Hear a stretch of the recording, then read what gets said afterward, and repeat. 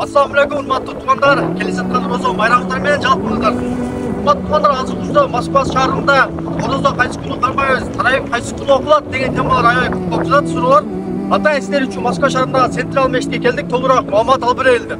Урматтуу мекендештер, келиңиздер. Мына ушул видеону көрүп жаткан болсоңуздар, болушунча группаларга, досторго жөнөтүп коюңуздар. Мекендештер, 10 март, 1-тарайыш намазы окулат, 1 март күнү Орозонун 1-күнү болот. Урматтуу туугандар, Москва шаарында болсоңуздар, кимде-ким катып алган болсо, бош болгон болсо, анда мешитке келиңиздер, ушул номерлерге кайрылыңыздар.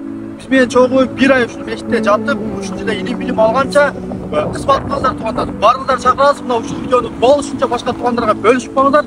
Баарыңыздарды күтөбүз туугандар. Келиңиздер, кызматты биргеликте кылайлы иншалла.